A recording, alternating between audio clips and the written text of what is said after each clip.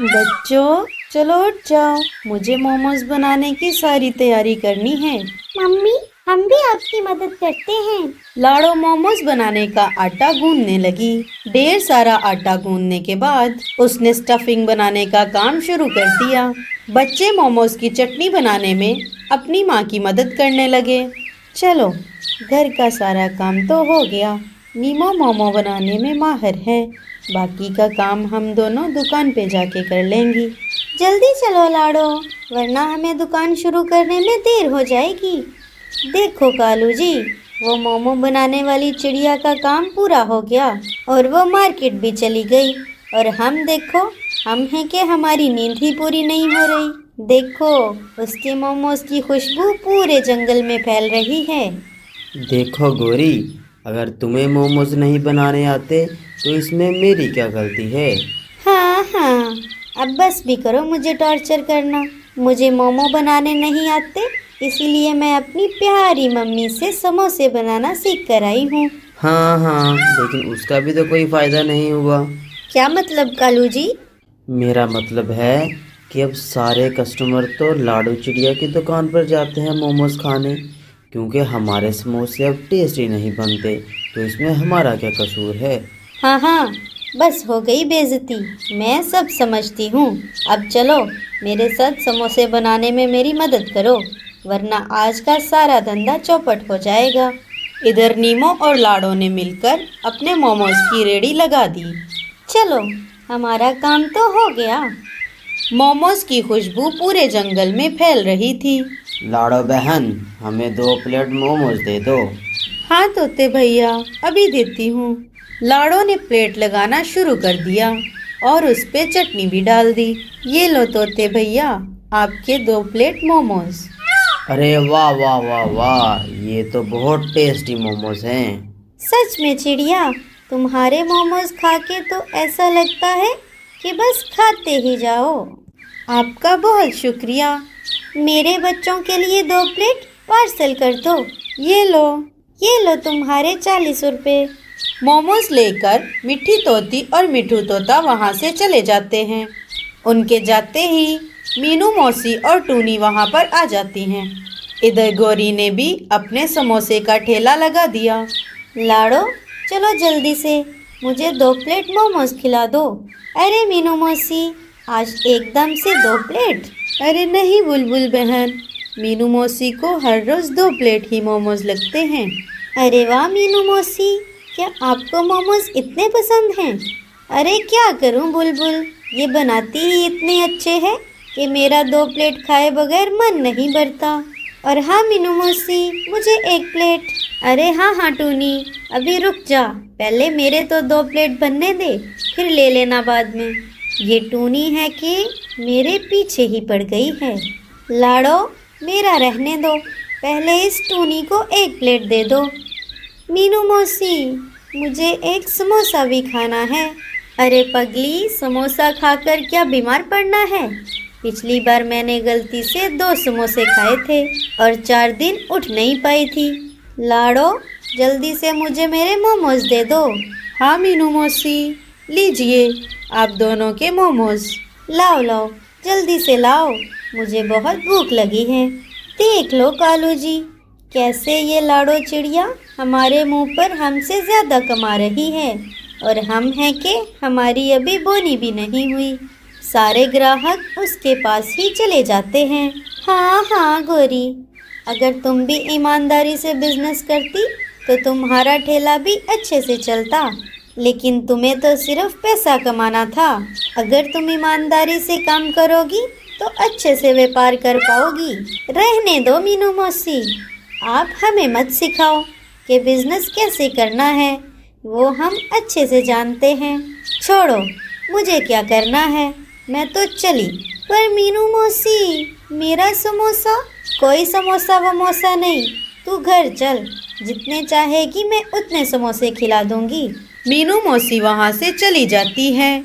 उनके जाते ही एक बूढ़ी चिड़िया वहाँ पर आ जाती है। अरे बेटी, मुझे बहुत भूख लगी है, क्या कुछ खाने को मिल सकता है? गौरी ने बूढ़ी चिड़िया की ओर देखा और सोचने लगी, अरे कैसे कैसे लोग आ जाते हैं, क्या इसके पास पैसे भी होंगे? बेटा, अरे ओ बेटा, क्या मुझे कुछ खाने को मिल सकता है? मैं बहुत भूखी हूँ। अरे हाँ हाँ माँ जी, मैं अभी आपको समोसे देता हूँ। रुको कालू जी, अरे ओ बुढ़िया, तुम जितने चाहो उतने समोसे खा लो, पर उसके लिए पैसे लगेंगे। क्या तुम्हारे पास पैसे हैं? अरे बेटी, मेरे पास तो पैसे नहीं हैं। क्या तुम्हारे पास पैसे नहीं हैं? नहीं बेटी, मेरा कोई नहीं है। मैं इस दुनिया में बेसहारा हूँ। मैं इसी तरह मांग के अपना पेट भरती हूँ। तो इसमें हम क्या करें? पैसे नहीं हैं तो खाना भी नहीं है, चल जाए यहाँ से। अरे गोरी, तुम क्या कर रही हो? ये बेचारी सुबह से भूखी है और बुढ़िया भी है। कोई बात नहीं, अगर हम एक समोसा दे भी देंगे तो क्या फ़र्क पड़ता है। नहीं नहीं, ऐसा नहीं चलेगा। हम यहाँ कोई धर्मशाला नहीं खोल के बैठे जो इन भिखारियों की मदद करते रहेंगे। बूढ़ी चिड़िया रोने लगी। तू एक काम कर बुढ़िया, तू उस लाड़ो चिड़िया के पास चली जा, वो तुम्हारी ज़रूर मदद करेगी। बूढ़ी चिड़िया नाराज होकर वहाँ से चली जाती है। पता नहीं कहाँ कहाँ से आ जाते हैं अपना मुंह उठा के। इधर बूढ़ी चिड़िया लाड़ो के मोमोज वाले ठेले के पास आ जाती है। लाड़ो ने बूढ़ी चिड़िया की हालत देख ली। बूढ़ी चिड़िया की हालत देख लाड़ो को उस पर दया आ गई। अरे माँ जी, क्या हुआ? आप परेशान लग रही हो।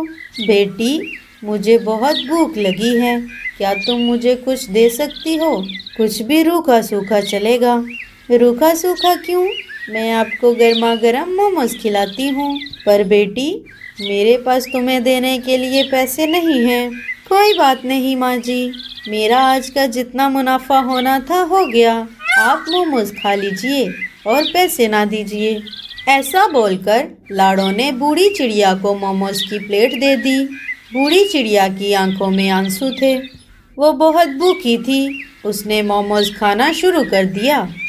नीमो और लाड़ो उसे देखती ही रह गईं।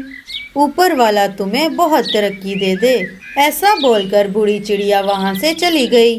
देखो कालू जी, अगर लाड़ो चिड़िया ऐसे ही सबको फ्री में मोमोज खिलाती रही तो उसका दिवाला निकल जाए। 2-3 दिन गुजर गए। जंगल में सब तरफ हवा चल रही थी। अरे वाह, लगता है आज बारिश होने वाली है। इसका मतलब है आज मेरी दुकान पर गर्मा गर्म मोमोज खाने के लिए बहुत सारे पंछी आएंगे। मुझे ज़रा जल्दी से काम करना होगा। लाड़ो चिड़िया ने देर ना करते हुए मोमोज बनाने का सारा काम निपटा लिया और दोनों अपने मोमोज की रेडी लेकर मार्केट में आ गईं। आज गोरी और कालू ने उनसे पहले अपने समोसे की दुकान शुरू की थी। लो आ गई, अब ये हमारे सारे कस्टमर खा जाएंगी। जाने दो गोरी, हर किसी का अपना अपना हिस्सा होता है। आज हम जम के मेहनत करेंगे और अपने समोसे और ज़्यादा टेस्टी बनाएंगे। दिन भर लाड़ो के बनाए बहुत सारे मोमोज बिक गए। अरे वाह लाड़ो, आज तो हमारे मोमोज दोपहर तक ही खत्म हो गए। लगता है आगे आने वाले ग्राहक को खाली हाथ ही मोड़ना पड़ेगा। अच्छा हुआ मीनू मौसी, आप जल्दी आ गईं। हमारे पास सिर्फ 3 प्लेट ही मोमोज बचे हैं। आप रुको, मैं अभी लगाती हूँ। कालू जी, आज तो हमारे 5 समोसे बिक गए। अरे वाह गोरी, आज तो चमत्कार हो गया। हाँ हाँ, पता है, मुझे चढ़ाना बंद करो। वो दोनों बातें कर ही रहे थे कि तभी बूढ़ी चिड़िया फिर से वहाँ आ जाती है। अरे ओ चिड़िया, तू फिर से आ गई? चल हट यहाँ से, फुर फुर, चल भाग यहाँ से। बूढ़ी चिड़िया वहाँ से उड़कर लाड़ो के ठेले पे आ जाती है। लाड़ो ने उसे देख लिया और वो समझ गई कि बूढ़ी चिड़िया भूखी है। अरे माँ जी, आज आपने देर कर दी, आज तो मोमोज खत्म हो गए हैं। कि तभी उसके मन में एक तरकीब आ जाती है। मीनू मौसी, क्या आप इनमें से 1 प्लेट माँ जी को दोगी? मैं घर जाकर आपको ढेर सारे मोमोज बनाकर खिला दूंगी। हाँ हाँ ठीक है, मुझे ढेर सारे मोमोज खाने को मिलेंगे तो मैं इनको 1 प्लेट दे दूंगी। मीनू मौसी उनको 1 प्लेट दे देती है कि तभी वहाँ पर शिकारी चील आ जाता है। अरे ओ चिड़िया, जल्दी से मुझे 10 प्लेट मोमोज दे दो। चील भाई, अभी तो मोमोज खत्म हो गए हैं, आपको कल तक का इंतजार करना होगा। मुझे सब पता है, मैं पैसे नहीं देता, इसलिए तुम मुझसे झूठ बोल रही हो। मुझे कुछ नहीं पता, मुझे अभी के अभी मोमोज चाहिए। ऐसी बात नहीं चील भैया। अरे ओ चील के बच्चे, तुझे एक बार कहे समझ नहीं आता? चल भाग यहाँ से। क्या तुम सब लोग मुझे बुद्धू समझ रहे हो? रुको, अभी बताता हूँ तुम्हें। ऐसा कहकर चील ने लाड़ो की मोमो की दुकान तोड़ दी और वहां से चला गया। लाड़ो और नीमो रोने लगी, उनकी कमाई का जरिया ही टूट गया था। कोई बात नहीं लाड़ो, हम फिर से अपनी दुकान लगाएंगे। गौरी जोर जोर से हंसने लगी। रात भर तेज बारिश चलती रही। लाड़ो रात भर सो नहीं पाई। जब उसकी आंख लग गई, तभी उसके ख्वाब में वही बूढ़ी चिड़िया आ गई। बेटी, तुम नाराज मत होना, तुम बहुत मेहनती हो, इसलिए कल जब तुम अपने ठेले पास जाओगी तो उस पर सिर्फ एक पेड़ का पत्ता रख देना, तुम्हारा ठेला फिर से बन जाएगा। सुबह होते ही लाड़ो ने अपना सपना नीमो को बताया। चलो लाड़ो, हम वैसा ही करते हैं जैसा बूढ़ी माँ ने बताया है। दोनों अपने टूटे हुए ठेले के पास आ जाती हैं। तब वहाँ पर सब तरफ बाढ़ का पानी जमा हो गया था। जैसे ही लाड़ो ने एक पेड़ का पत्ता अपने टूटे हुए ठेले के ऊपर रख दिया, मानो जादू सा हो गया और उनका छोटा सा ठेला बड़े पत्तों की दुकान में बदल गया। गौरी और कालू ये सब देखकर चौंक गए। अरे लाड़ो, ये सब कैसे हो गया? ये सब उन बूढ़ी माँ जी का कमाल है। वो तो बस हमारा इम्तिहान लेने आई थी, उसमें मैं और नीमो पास हो गए। जब हमारी नीयत साफ होती है तो ऊपर वाला भी हमारी मदद करता है। जैसे जैसे बाढ़ का पानी बढ़ता गया, वैसे वैसे लाड़ो की पत्तों की दुकान पानी के ऊपर तैरने लगी। जैसे ही जंगल में ये बात पता चल गई, जंगल के सारे पंछी मिलकर लाड़ो की पत्तों वाली मोमोज की दुकान देखने आए। उस दिन लाड़ो ने खुश होकर सबको फ्री में मोमोज खिला दिए। रानो, लाड़ो, टूनी, मुनमुन कबूतर और बुलबुल चिड़िया आपस में बातचीत कर रहे थे। तभी लाड़ो ने रानो से पूछा, क्या हुआ रानो, तुम उदास लग रही हो? क्या बताऊं बहनों, कल दोपहर एक शिकारी चील मेरे एक बच्चे को उठाकर ले गया। ऐसे कैसे ले गया? क्या उसे जंगल के कायदे कानून का नहीं पता कि इस जंगल का शिकारी पंछी इसी जंगल के किसी भी पंछी का शिकार नहीं कर सकता। अगर वो ऐसा करता है तो उसे इस जंगल से बाहर कर दिया जाएगा। वो कुछ दिन पहले ही अपने बीवी और बच्चों के साथ हमारे जंगल में रहने आया है। शायद उसे जंगल के कायदे कानून पता नहीं है। रुको, मैं अभी ये बात राजा जी को बता कर आती हूँ। वो उसे बुलाकर कायदे कानून समझा देंगे। लाड़ो समय ना गवाते हुए राजा जी के पास चली जाती है और उन्हें शिकारी चील के बारे में बताती है। अच्छा हुआ लाड़ो कि तुमने ये बात मुझे बता दी। अब मैं उसको बुला के उसको जंगल के कायदे कानून समझा देता हूँ। राजा जी शिकारी चील को बुलाकर उसे जंगल के कायदे कानून समझा देते हैं। जी राजा जी, आज से मैं इस जंगल के किसी भी पंछी का शिकार नहीं करूँगा। चील वहाँ से निकलकर बाहर आ जाता है। बड़े आए मुझे कायदे और कानून सिखाने वाले। मेरी सहेलियों, मुझे तो इस शिकारी चील पर जरा भी भरोसा नहीं है। वो कभी भी पलट सकता है। उससे पहले वो हमारे बच्चों को खा ले, हमें ही कुछ करना होगा। कल सवेरे तुम सब अपने अपने बच्चों को लेकर मेरे घर आना। आगे का प्लान मैं आप सबको वहीं बताऊंगी। बताओ लाड़ो, क्या प्लान है तुम्हारा? अब तक हम अपने बच्चों को अकेला घर पर छोड़कर अनाज लेने जाते थे और आगे भी हम ऐसा ही करेंगे। तो इसमें नई बात क्या है? खतरा तो फिर भी बना रहेगा। अरे मुनमुन बहन, मेरी आगे की बात तो सुनो। हाँ हाँ, बताओ। जब भी हम अनाज लेने के लिए बाहर जाएंगे, हम अपने बच्चों को अंदर से दरवाज़ा बंद करने का कहेंगे और वापस आने पर हम हमारी आवाज़ निकालेंगे। जैसे ही बच्चे हमारी आवाज़ सुनेंगे, तब वो घर का दरवाज़ा खोलेंगे। जब तक हम अपनी आवाज़ नहीं निकालेंगे, तब तक बच्चे दरवाज़ा नहीं खोलेंगे। ये तो बहुत अच्छा प्लान है आंटी जी। लेकिन मम्मी, जब आप अनाज लेकर वापस आओगी तो आप कौन सी आवाज निकालोगी? बोलो बेटा, मैं ऐसी आवाज निकालूंगी। मम्मी, आप कौन सी आवाज निकालोगी? बेटा, मैं ये आवाज निकालूंगी। और मम्मी आप? मैं ये आवाज निकालूंगी। मम्मी, आप कौन सी आवाज निकालोगी? बच्चों, मैं ये आवाज निकालूंगी। मम्मी आप? मैं ये आवाज निकालूंगी। तो चलो सहेलियों, हम अनाज लाने के लिए चलते हैं, नहीं तो हमें वापस आने में देर हो जाएगी। हाँ हाँ, चलो चलो। सब अपने अपने घरों में अपने अपने बच्चों को छोड़कर अनाज लेने चली जाती हैं।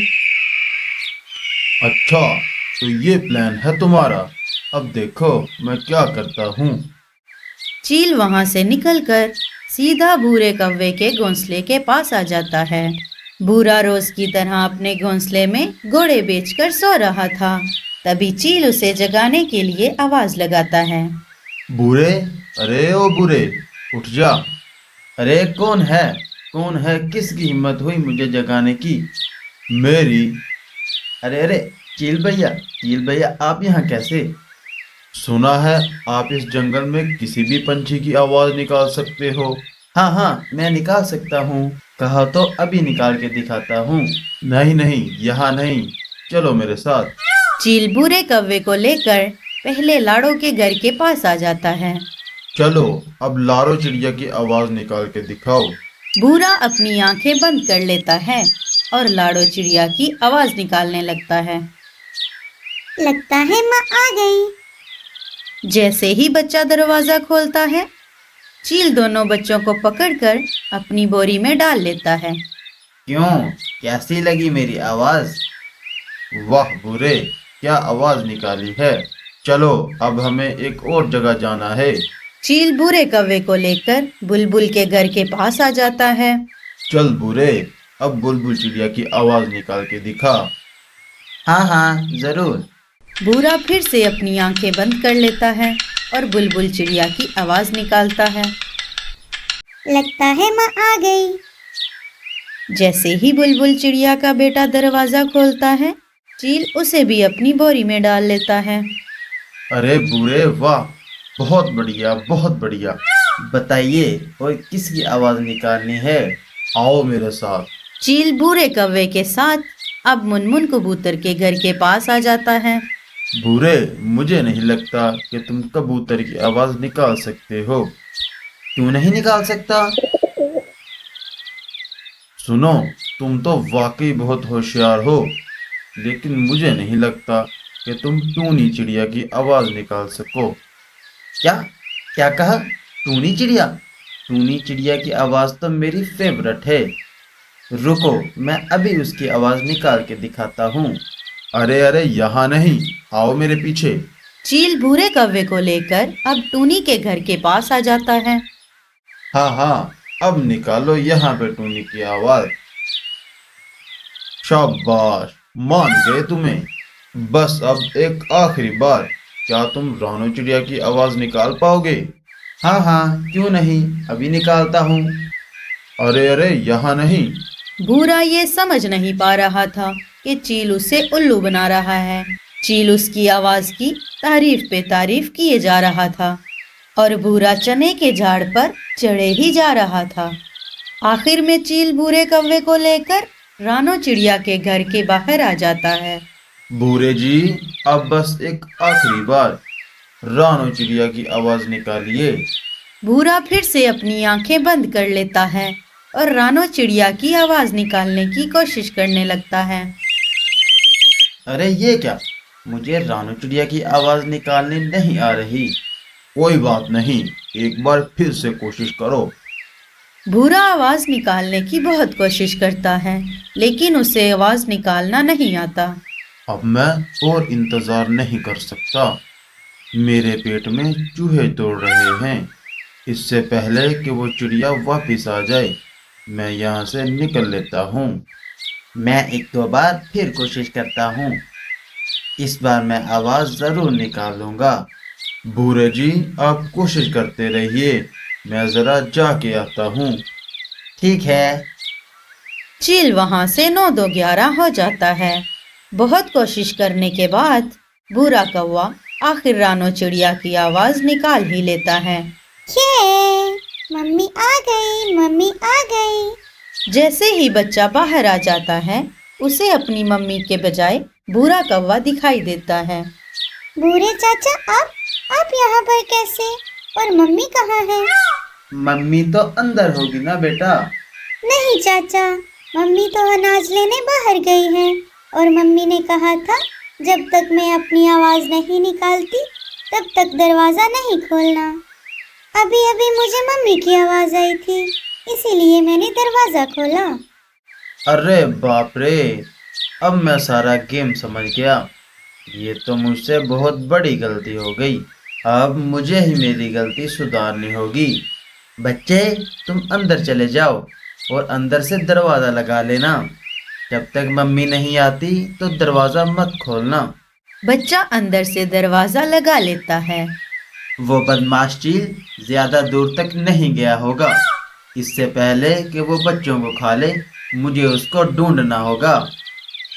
इधर चील बच्चों को बोरे में भरकर अपने अड्डे की तरफ जा रहा था। तभी वो रास्ते में थक जाता है। अब मैं यहाँ थोड़ा आराम कर लेता हूँ। वैसे भी ये बच्चे भागकर कहाँ जाएंगे, इनको मैं आराम से खाऊंगा। ऐसा सोचकर चील बोरी को साइड पे रख देता है और पेड़ की डाली पर जाकर सो जाता है।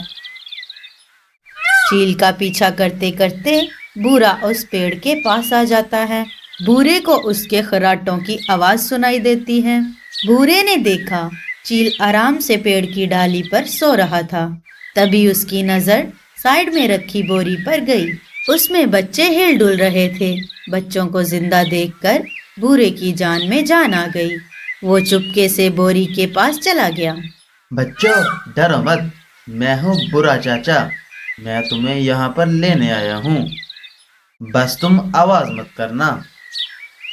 बूरे ने बोरी की डोरी खोल दी और एक एक करके बच्चों को बाहर निकाला। उसने बड़े बड़े पत्थर और बच्चों ने छोटे छोटे पत्थर बोरी में भर दिए और बड़े से पत्ते के पीछे छुपकर चील के उठने का इंतजार करने लगे। इतना सब होने के बाद भी चील गहरी नींद में सो रहा था। उसे इस बात की कानो कान खबर नहीं थी कि बच्चे आजाद हो गए थे। थोड़ी देर बाद चील नींद से जाग जाता है। आह, आह, आह, आह। अब तो मेरी नींद भी पूरी हो गई है। अब तो खाना खाने का और मजा आएगा। अब तो मैं जल्दी से अपने अड्डे पर जाता हूँ और इनकी अच्छे से दावत उड़ाता हूँ। चील बोरी को उठाने की कोशिश करता है। उसे बोरी थोड़ी भारी लग रही थी। अरे अरे, ये बोरी इतनी भारी कैसे हो गई? लगता है ये मेरा वहम है। चील बोरी को अपने पंजों में उठाकर निकल पड़ता है। थोड़ी दूर आने पर वो नदी के पास आ जाता है। चील का अड्डा नदी के उस पार था। वो नदी पार करने लगता है। चील बोरी को झेल नहीं पाता है और बोरी के साथ ही पानी में गिर जाता है। बोरी की डोरी उसके पंजे में फंस गई थी, इसीलिए वो बोरी के साथ साथ नदी में डूब जाता है। अरे अरे, कोई मुझे बचाओ बचाओ।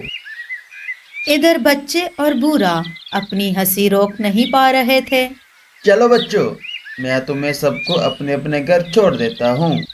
बूरा बच्चों को लेकर वहां से निकल पड़ता है। सबको अपने अपने घर छोड़कर वो अपने घर चला जाता है। रानो, लाड़ो, टूनी, मुनमुन कबूतर और बुलबुल चिड़िया जब अपने घर वापस आती हैं, वो बच्चों को सुरक्षित देखकर बहुत खुश हो जाती हैं। बच्चों, तुमने कोई शरारत तो नहीं की है ना?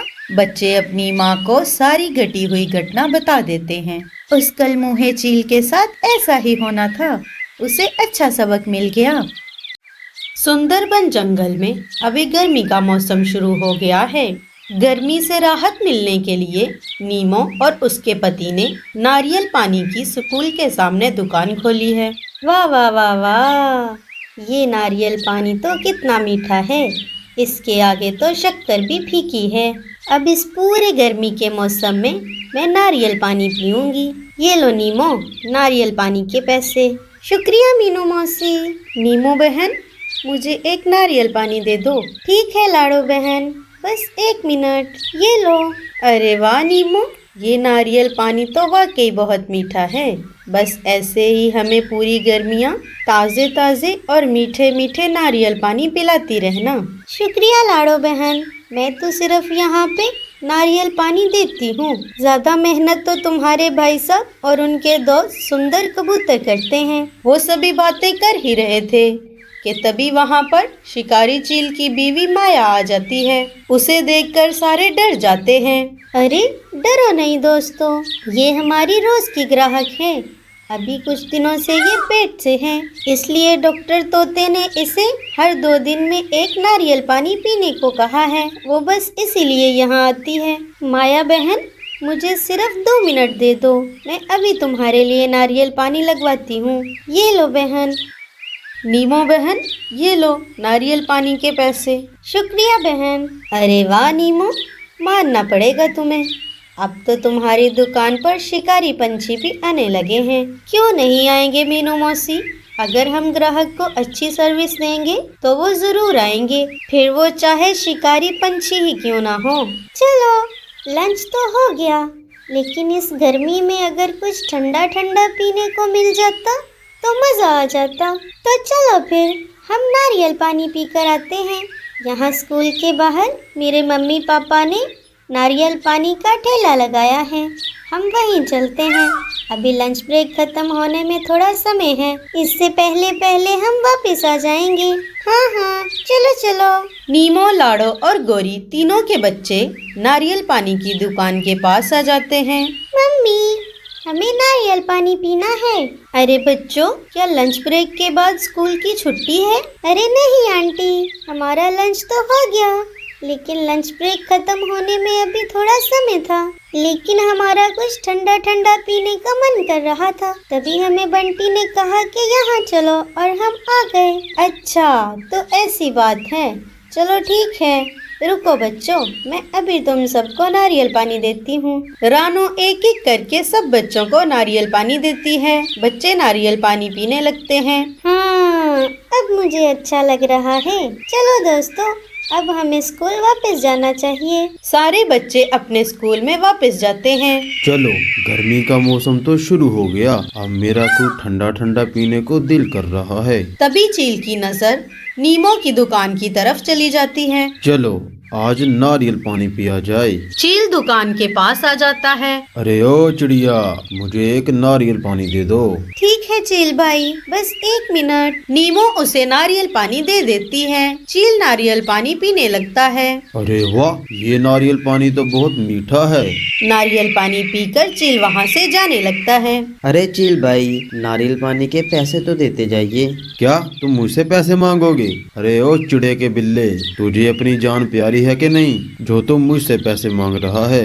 अरे चील भाई, अगर नारियल पानी पिया है ना तो उसके पैसे तो देने होंगे। क्यों रे चील के बच्चे, तुझे क्या लगा था कि अगर तू चील है तो तुझे नारियल पानी फ्री में मिलेगा?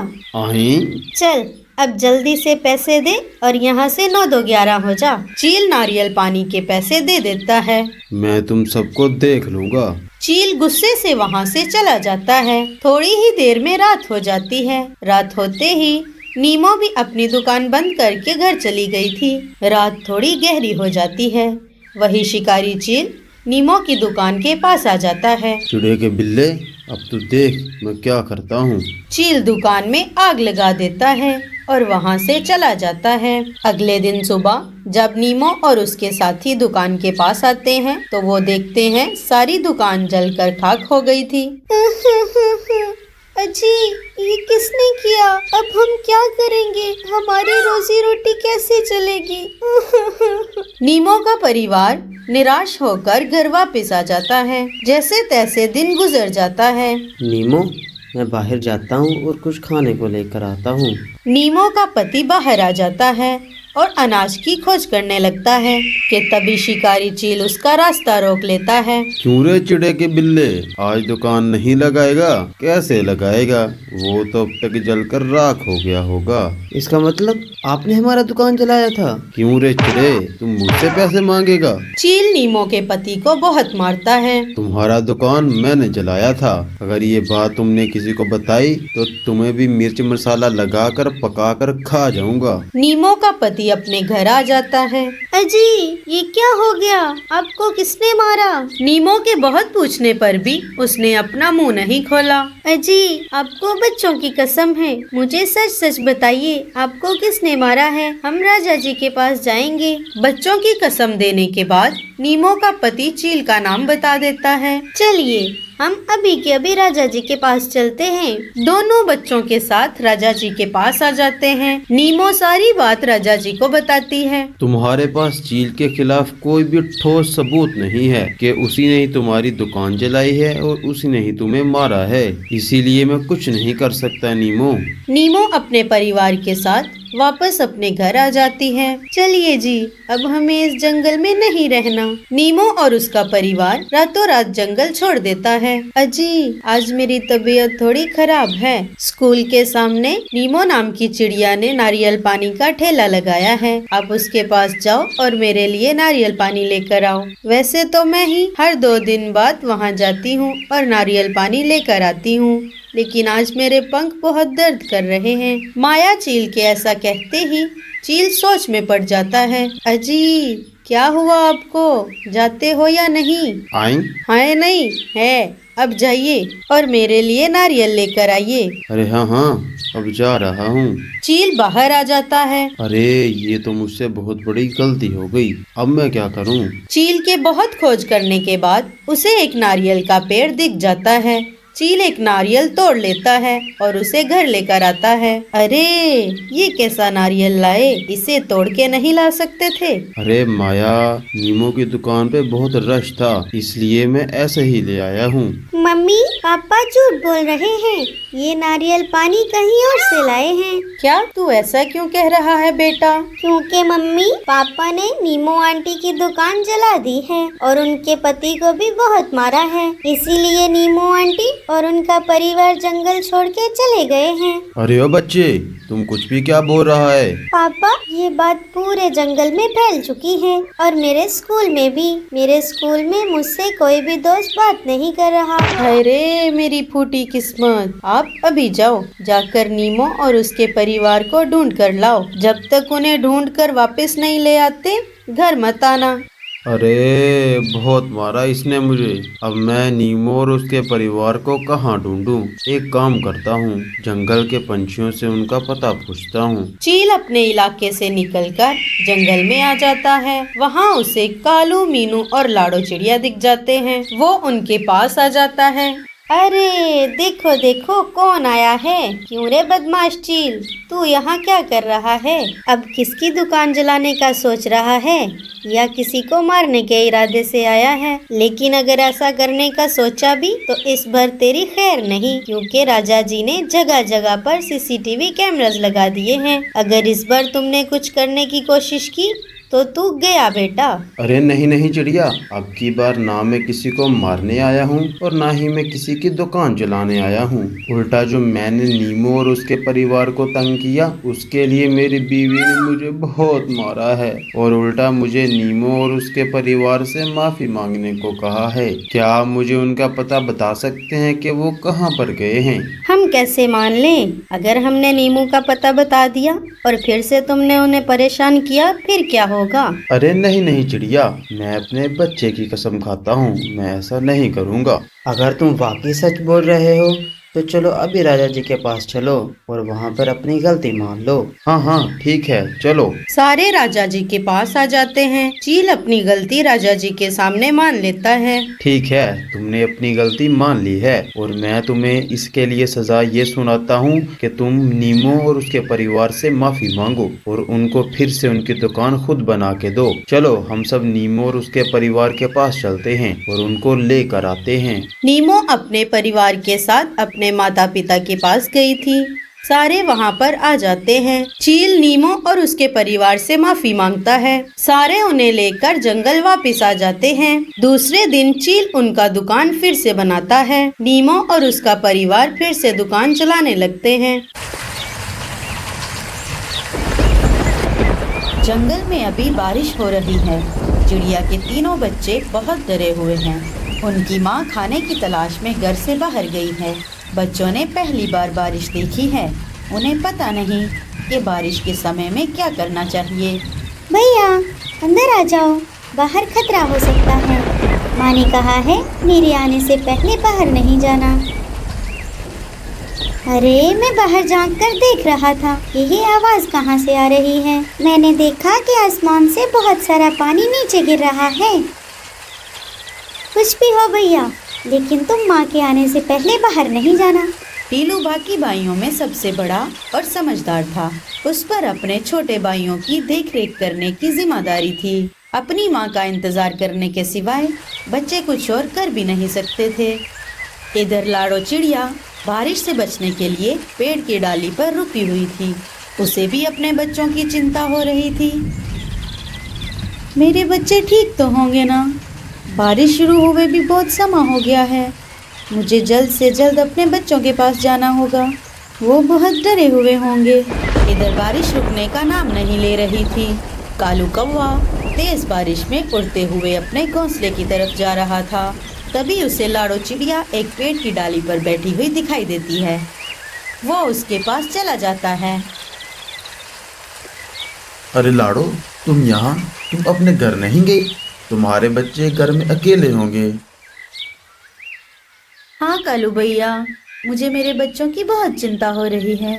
अरे लाड़ो, मैं तुम्हें डराना नहीं चाहता, लेकिन सुना है कि पिछले दिनों में हमारे जंगल में एक शिकारी पंछियों का झुंड घुस आया है। हाँ कालू भैया, मुझे ये बात पता है।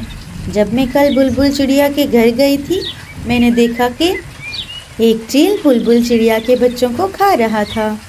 बुलबुल घर पर नहीं थी, फिर भी एक बच्चा जीवित था। मैंने उसे बचाने की ठान ली। तब मैं उस चील के पास चली गई।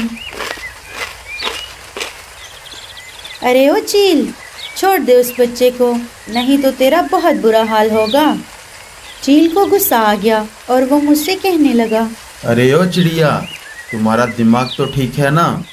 अगर मेरा पेट भरा नहीं होता तो मैं तुझे भी खा जाता। पर देख लेना, जब मुझे तुम कभी आगे दिखोगी तो तुम्हें मैं उसी वक्त खा जाऊंगा और डकार तक न लूंगा।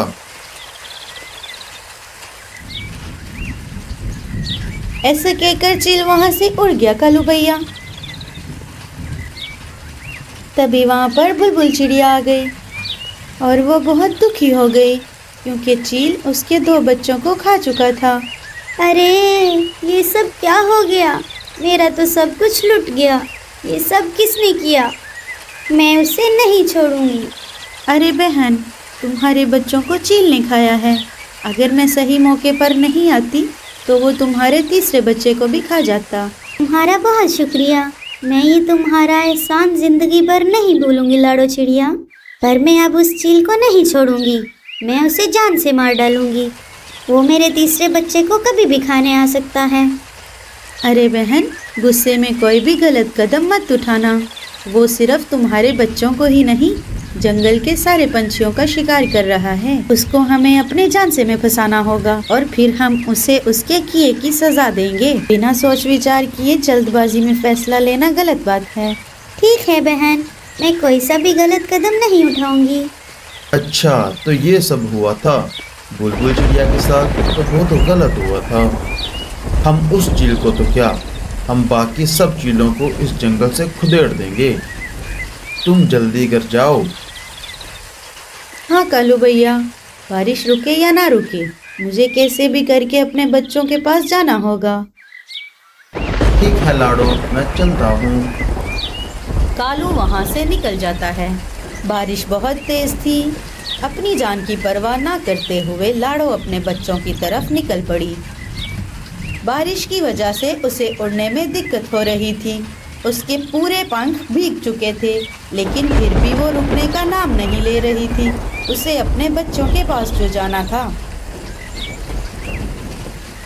वो देखो, अपना शिकार खुद हमारे पास चल के आ रहा है। तेज बारिश में इसको खाने का मजा बहुत आएगा। अरे दोस्तों, मेरे पास तो मिर्च मसाला भी है। उस चिड़िया को खाकर हम तीनों का पेट भर जाएगा। लाड़ो चिड़िया शिकारी पंछियों के पास आ जाती है।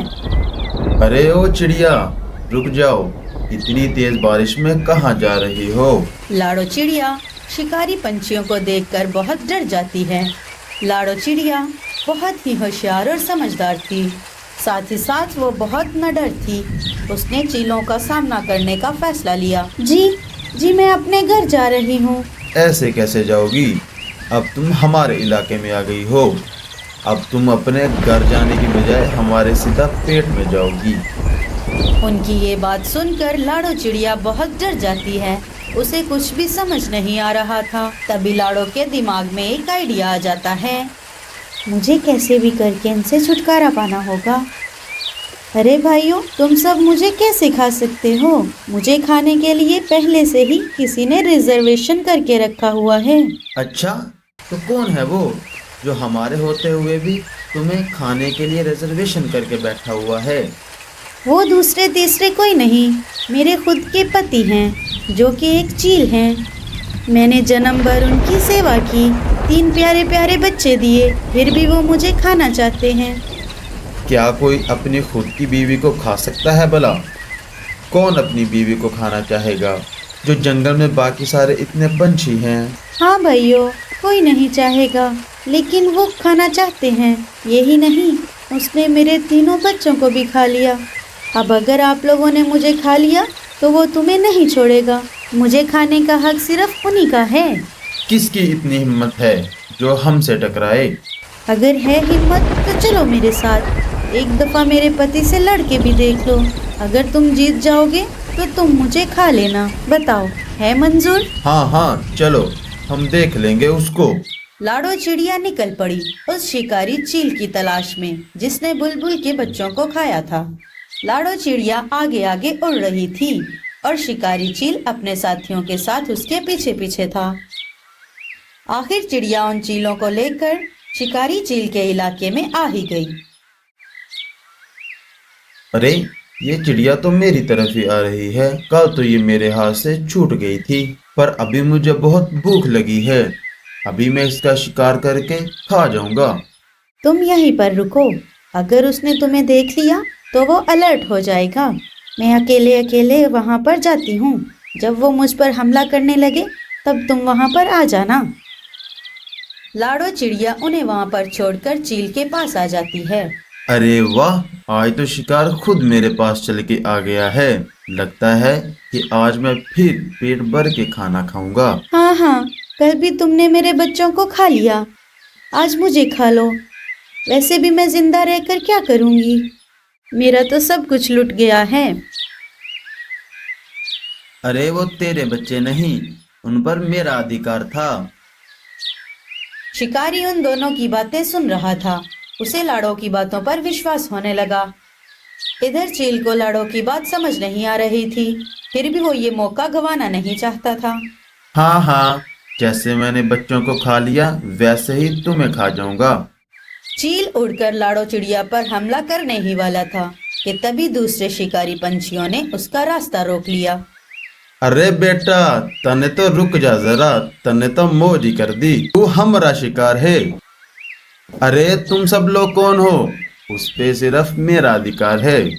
देखो देखो भाइयों, ये कैसे मेरे साथ सलूक करते हैं। अरे बेटा, तने तो रुक जा जरा, वरना तुझे यहीं खोल देंगे। ऐसा कहते ही उन दोनों में तेज लड़ाई शुरू हो गई। उन दोनों की लड़ाई देखकर उसके साथी पंछी वहां से भाग गए।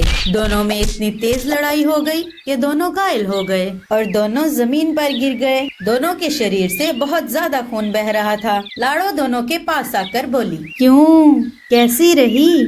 मैंने तुम दोनों को उल्लू बनाया। ना ही मैं इसकी बीवी हूँ और ना ही इसने मेरे बच्चों को खाया है। मैंने जानबूझकर तुम दोनों में झगड़ा करवाया ताकि जंगल के बाकी पंछी सुरक्षित रह सकें। अब समझ आया, शक्ति से हमेशा युक्ति ही अच्छी होती है। अरे ओ चिड़िया, तने यो ठीक नहीं किया। उन दोनों चीलों में इतनी ज्यादा हाथापाई हो गई कि उन दोनों को अपनी जान गंवानी पड़ी। चलो, इन दोनों का काम तो तमाम हो गया। अरे बाप रे, इन दोनों के चक्कर में मैं अपने बच्चों को तो भूल ही गई। लाड़ो चिड़िया तेज उड़ते हुए अपने घोंसले की तरफ निकल पड़ी। उसने देखा कि उसके घोंसले में पानी भर चुका था और उसके बच्चे भी कहीं दिखाई नहीं दे रहे थे।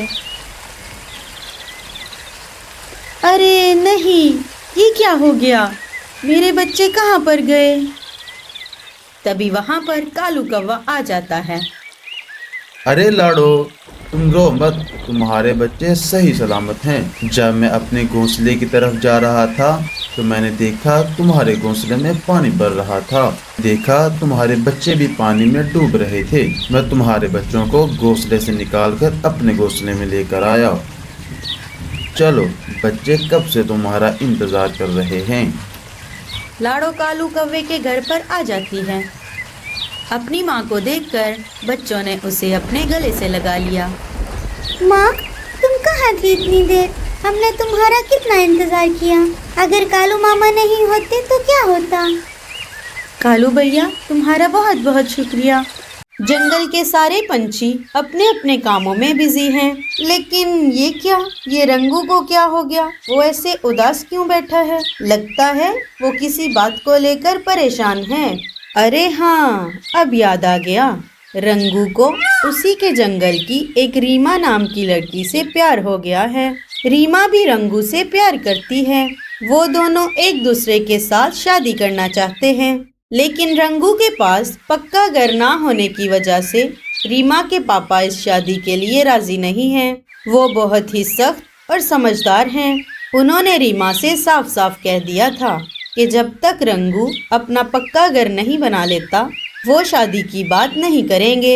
उनके ऐसा बोलने के बाद भी रंगू ने एक दिन हिम्मत जुटाकर रीमा के पापा से शादी की बात की।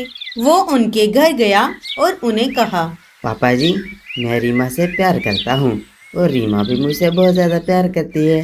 मैं उससे शादी करना चाहता हूँ, लेकिन मुझे पता है आपने बोला है कि जब तक मैं अपना पक्का घर नहीं बनाता आप शादी के लिए नहीं मानेंगे।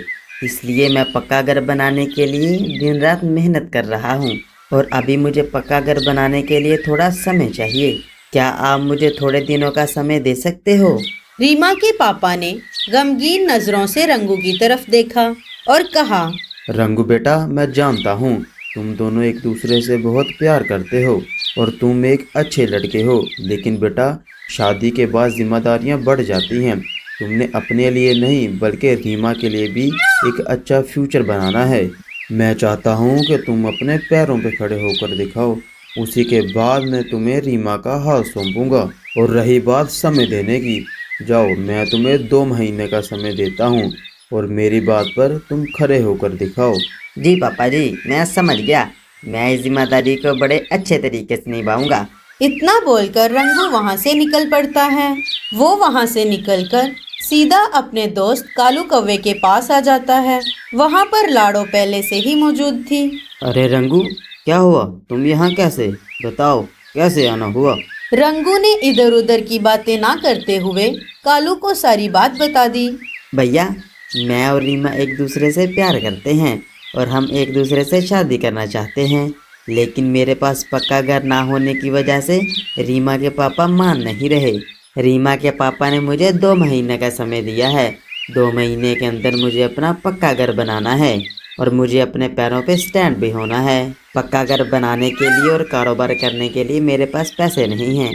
क्या आप मेरी मदद करोगे भैया? कालू ने थोड़ी देर सोचा और कहा, अरे रंगू, मैं तुम्हें पैसे तो दे दूंगा, उससे तुम अपना पक्का घर भी बना लोगे, लेकिन आगे की ज़िंदगी कैसे चलेगी? तुम एक निडर और मेहनती हो, इसलिए मैं तुम्हें एक सलाह देता हूँ। हमारे जंगल की उत्तर दिशा में झाड़ियों के पीछे एक खंडर है जहाँ पर कोई नहीं जाता। मैंने सुना है कि वहाँ कहीं आसपास गुप्त खजाना है। सारे वहाँ पर जाने से डरते हैं। अगर तू वो खजाना ढूंढ ले तो तेरी सारी परेशानियाँ दूर हो जाएंगी। तभी लाड़ो चिड़िया ने कहा, रंगू भैया, कालू भैया बिल्कुल ठीक कह रहे हैं, लेकिन एक बात याद रखना, खजाना ढूंढना इतना आसान नहीं होगा। आपको बहुत ही समझदारी और सूझबूझ से काम लेना होगा। मैं भी वहाँ आना चाहती हूँ, लेकिन बाकी पंछियों की तरह मुझे भी वहाँ जाने से बहुत डर लगता है। ठीक है, रीमा के लिए मुझे खजाना ढूंढना ही होगा। चलो अब मैं चलता हूँ। ऑल द बेस्ट रंगू भैया। रंगू कालू के घर से निकल पड़ता है। वो जंगल की उत्तर दिशा की तरफ जा रहा था कि तभी टूनी और मीनू मौसी उसे आवाज लगाते हैं, रंगू, अरे ओ रंगू, इधर आजा।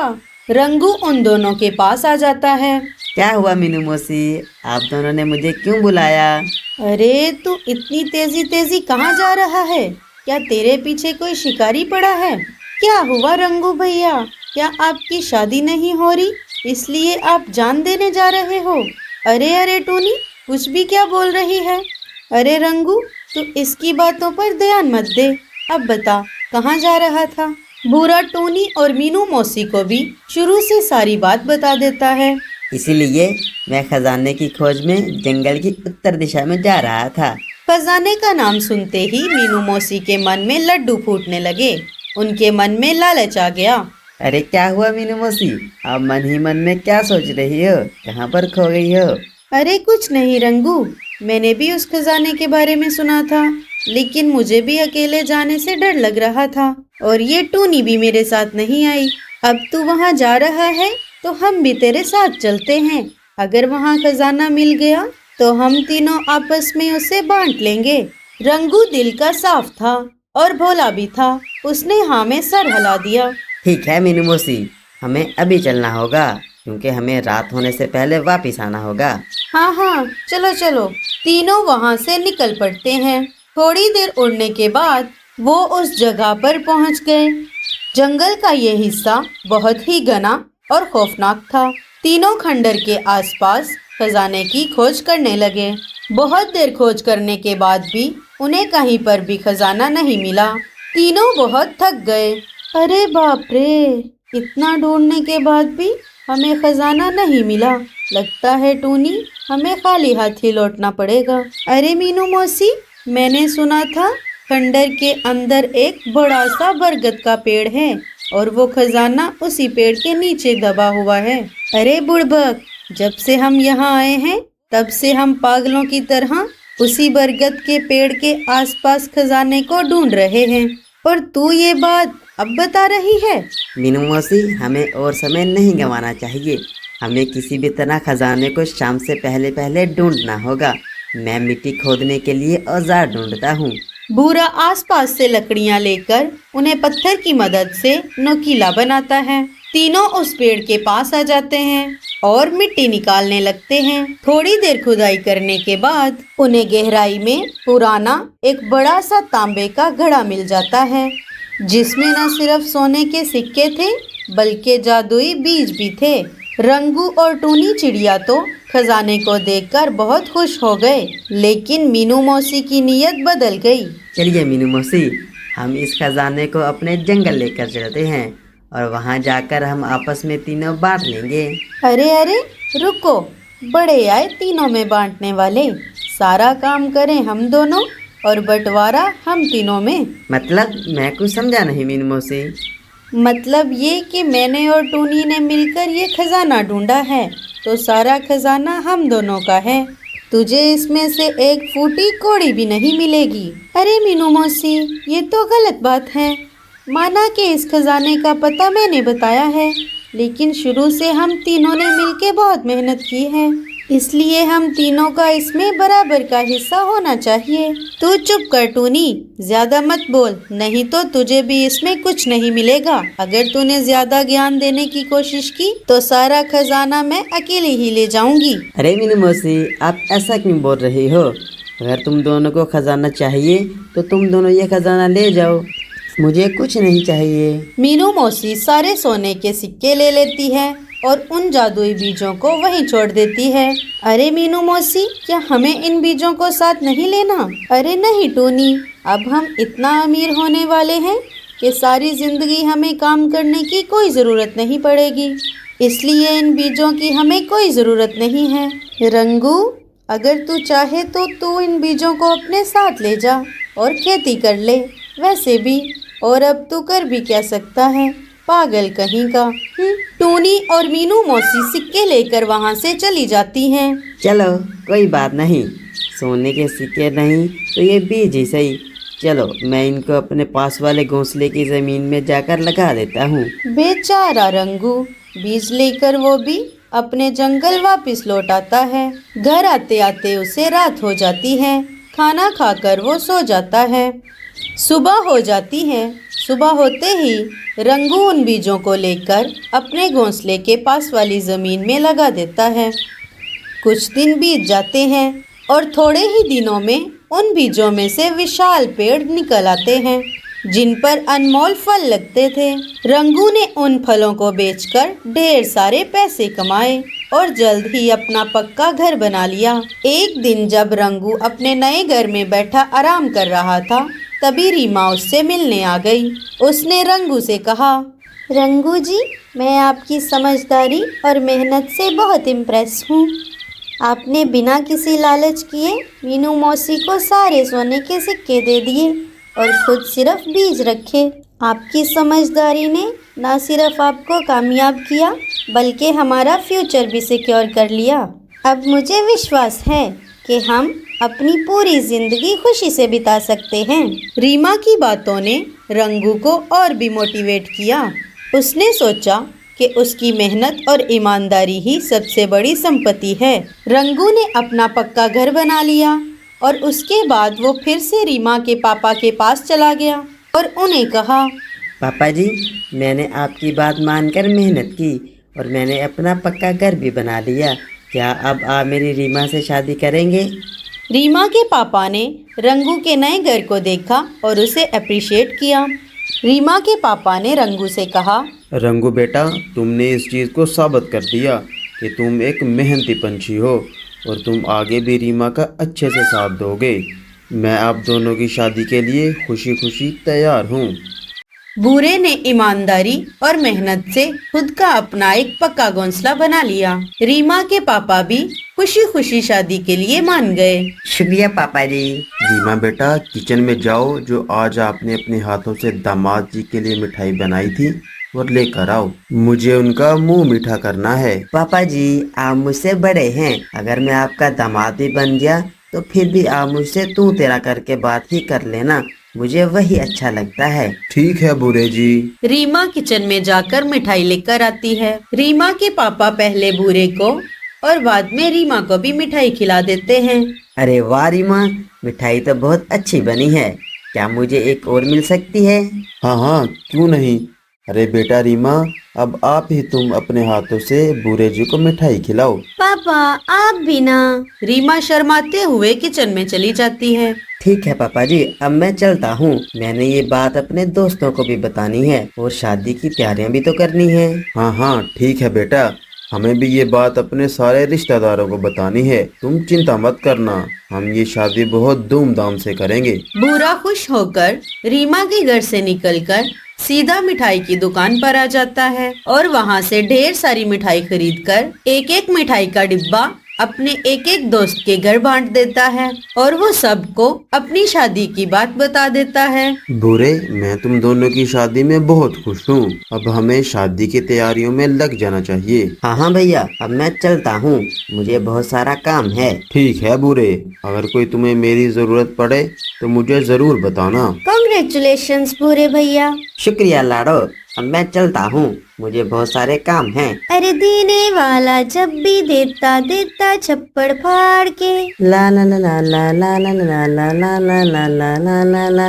अरे ओ टोनी की बच्ची, क्या हुआ तुझे? तू ऐसे उदास होकर क्यों बैठी है? कुछ नहीं मीनू मौसी, अब हमारे पास इतना सोना है कि हम इसे जिंदगी भर भी खर्च करते रहें तब भी खत्म नहीं होगा। हाँ हाँ, फिर तो तुझे खुश होना चाहिए, लेकिन तू ऐसे मुंह लटका कर क्यों बैठी है? क्या बताऊं मीनू मौसी, हम इस सिक्कों से कुछ भी कर सकते हैं, लेकिन फिर भी मुझे इस बात की खुशी नहीं हो रही। ऐसा लग रहा है कि हमने कोई बहुत बड़ा पाप किया है। हमने बूरे भैया के साथ अच्छा नहीं किया, हमें इनमें से उनका हिस्सा दे देना चाहिए था। अरे यार, तू फिर आ गई इस टॉपिक पे। मैंने कितनी बार कहा है तुमसे कि इस टॉपिक पे मत बोला कर। तेरे दिमाग से ये बात क्यों नहीं जाती? और हमने कोई पाप वाप नहीं किया। तुमने देखा नहीं कि उस बूढ़े ने उन जादुई बीजों से कितना पैसा कमाया? मुझे तो ऐसा लग रहा है कि उस दिन हमें उन बीजों को भी साथ लेकर आना चाहिए था। उनसे पैसा कमाकर हम और ज्यादा अमीर हो जाते। अरे मीनू मौसी, ज्यादा लालच करना अच्छी बात नहीं है। ऊपर वाले के घर में देर है, अंधेर नहीं। आप देखना, वो हमें हमारी गलती की सजा जरूर देगा। अरे अरे अरे, और कितना बोल करेगी टूनी? अब बस भी कर, तू ज्यादा लोड मत ले, जरा चिल कर। टूनी चिड़िया थोड़ी देर सोचने लगती है और मीनू मौसी को बोलती है। मीनू मौसी, तुम एक काम करो, इन सोने के सिक्कों में से मुझे मेरा हिस्सा दे दो। मुझे एक काम करना है। हे, बड़ी आई हिस्सा मांगने वाली। क्यों री, तू मेरे घर में मेरे साथ कब से रह रही है? तब से लेकर आज तक तेरा खाना पीना सारा मैंने किया है, उसका हिसाब कौन देगा? अब मेरा मुंह क्या देख रही है? चली जा यहाँ से और दोबारा मुझे मुंह मत दिखाना। ठीक है मीनू मौसी, मैं जा रही हूँ, लेकिन एक बात याद रखना, जब ऊपर वाले की लाठी चलती है तो उसमें आवाज नहीं होती। इतना घमंड अच्छा नहीं होता। अरे जा जा, बड़ी आई मुझे सिखाने वाली। टूनी चिड़िया रोते हुए सीधा भूरे कौवे के पास आ जाती है। अरे टूनी, क्या हुआ? तुम रो क्यों रही हो? टूनी चिड़िया मीनू मौसी के बारे में भूरे को सारी बात बता देती है। भूरे भैया, मुझे माफ कर दो। उस दिन मुझे आपका साथ देना चाहिए था, ना कि मीनू मौसी का। लेकिन मैं तब मजबूर थी, मुझे मीनू मौसी के साथ जाना पड़ा। लेकिन अब मुझे मेरी गलती का एहसास हो गया है। अब मैं मीनू मौसी के पास वापस कभी नहीं जाऊंगी। अपने आगे का जीवन आप ही की तरह मेहनत और ईमानदारी से गुजारूंगी। ये तो बहुत अच्छी बात है टूनी। अब तुम माफी मत मांगो, लेकिन जो तुमने अब ये फैसला लिया है, इसी फैसले के साथ आगे बढ़ो। लेकिन अब मैं क्या करूंगी? अब तो मेरे पास ना रहने के लिए घर है, ना ही करने के लिए कोई काम। अरे टूनी बहन, इतनी सी बात? जब भूरे भैया हैं तो टेंशन किस बात की? मैंने मुसीबत के लिए अपने घर के पास एक और घर बना के रखा है, तुम उसमें रह सकती हो, वो बिल्कुल खाली है। और रही बात काम की, तुम मेरे फलों के व्यापार में मेरा हाथ बटा सकती हो और उसके बदले में मैं तुम्हें कुछ पैसे दिया करूँगा। आपका बहुत बहुत शुक्रिया भूरे भैया, मैं अपना काम बहुत अच्छे से करूंगी। शादी की तैयारियां जोरों शोर से चल रही थी। सारे पंछी भूरे और रीमा के लिए बहुत खुश थे। कुछ दिन बीत गए और फिर एक दिन सारे पंछियों की मौजूदगी में भूरे और रीमा की बड़ी धूमधाम से शादी हो गई। सारा कुछ ठीक ठाक चल रहा था।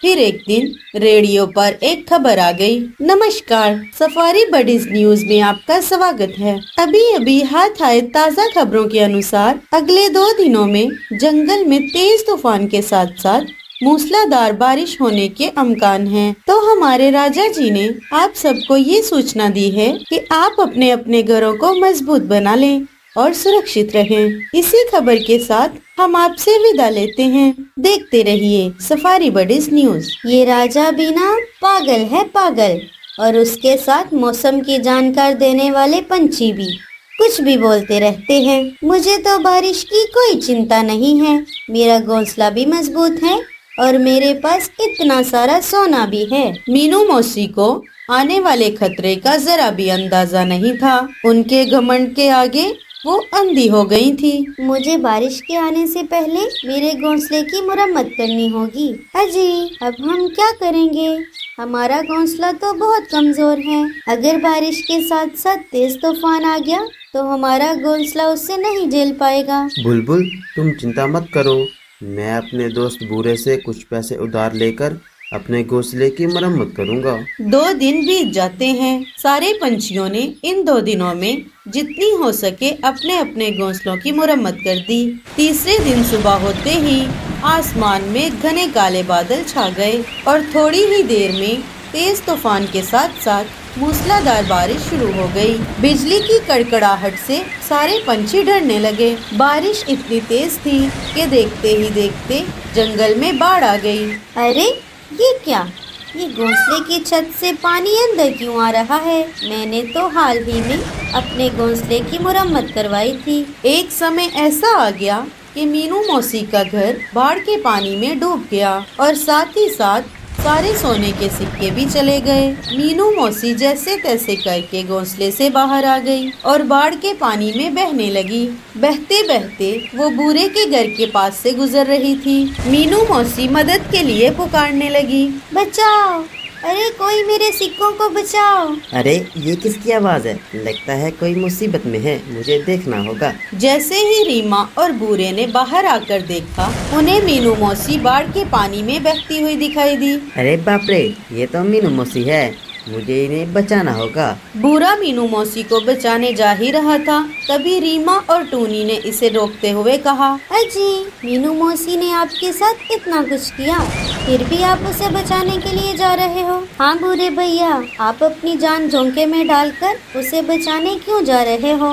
मैंने मीनू मौसी से कहा था कि ऊपर वाले की लाठी जब चलती है उसमें आवाज नहीं होती, इसे बह जाने दो उस पानी में। अरे नहीं नहीं, दोनों ऐसा मत कहो। हालांकि मेरे साथ मीनू मौसी ने बहुत कुछ किया, लेकिन उनकी जान बचाना मेरा फर्ज है। बूढ़ा पानी में कूद जाता है और अपने पंजों से उठाकर मीनू मौसी को अपने घोंसले में लेकर आता है।